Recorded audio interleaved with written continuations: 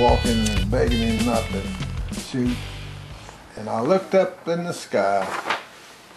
I said, "Oh God, tell me what to do." And you know, after I said that, I was relaxed. I didn't worry. I began to wait for the bullets. And I ran the fastest I have ever run that night, and that's how he helped me. And when I started running, it's at night in the woods. I ran over everything in bushes, and I just kept going. And all at once he said, with that machine pistol, and the bullet went through my pants leg and never touched me. And I ran and just didn't know where I was going. Made a circle, and I came back within 50 feet of those guys. I could hear them talking, looking for me. So I hit the deck and didn't move for another hour. I just lay there. And later, I crawled backwards after it got kind of quiet, and I made my way back to the edge of the woods. You could see it began to get daylight. It's a field along the woods, and I did kind of like the deer do. I stayed undercover in the edge of the woods, and I walked back and I spotted that little town. And I figured that was the same little town that I was captured in. So I made my way back, and sure enough it was, and those French people who were out there talking to me, oh, they were all upset because they thought that the Germans was fixing to take the town over again. So they hid me in their house till the next morning. I heard a Jeep pull up out in the courtyard. And I peeped out, and the Jeep was not from my outfit, but there was a sergeant, a captain, and a private in the Jeep. And most of the Jeeps had 50 caliber machine guns mounted in the back.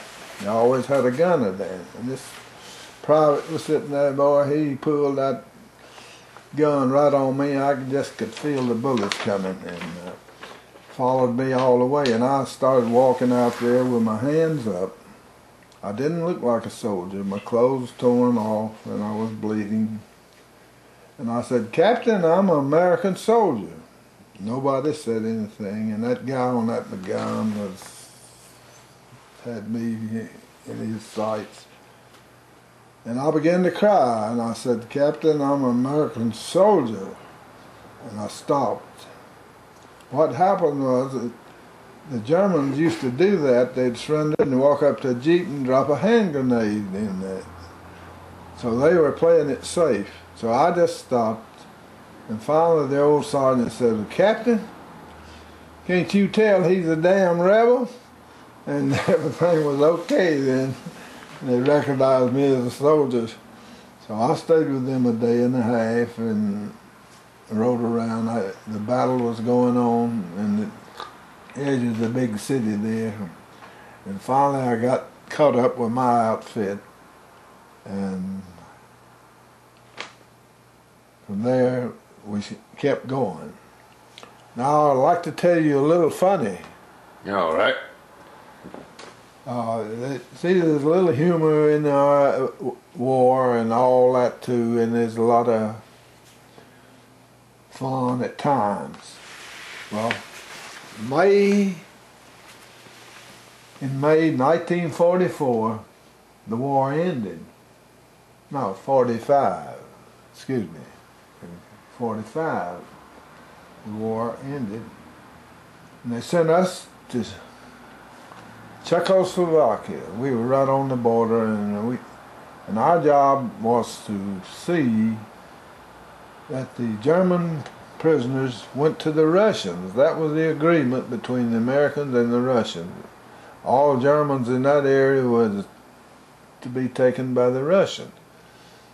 Oh, those Germans did not want to be given to the Russians, because they were pretty rough on them up on the Russian front at one time.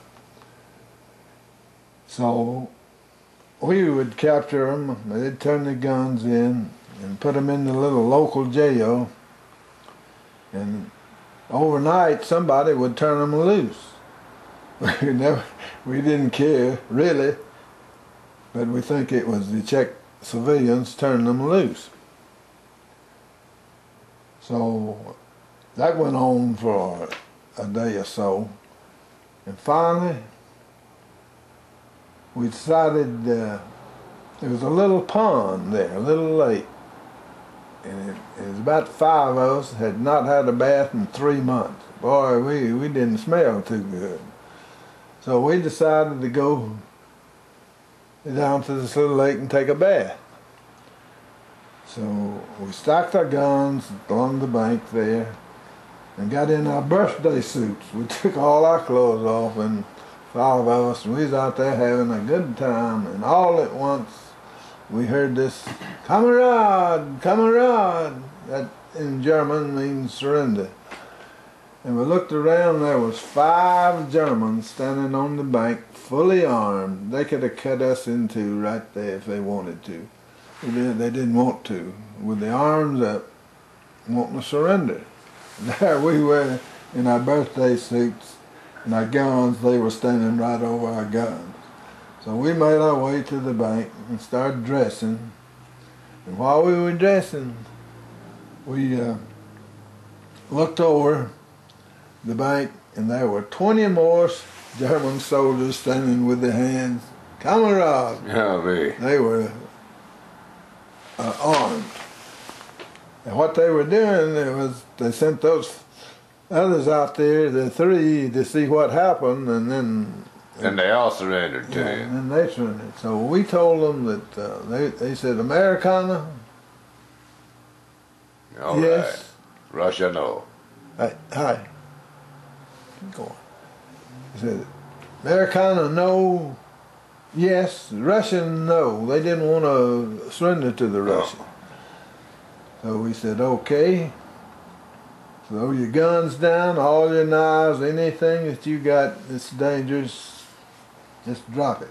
And the American lines is in that direction." We pointed to the direction for them to go. And they took off. They were happy, and we didn't want to fool with them. So they left. And while we were there, just before this happened, some German prisoners that we had captured said, "We're sorry that President Roosevelt died."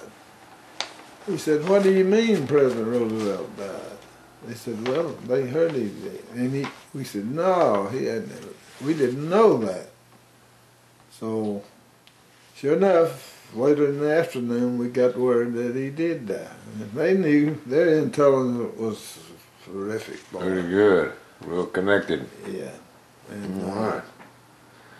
Well, we were about to run out of time there, Max. So that was my neighbor Max with his stories of the war and the World War II on this extended episode, if you will, of Hot Garbage. I appreciate you coming out to give us your stories, Max. And show them the happy.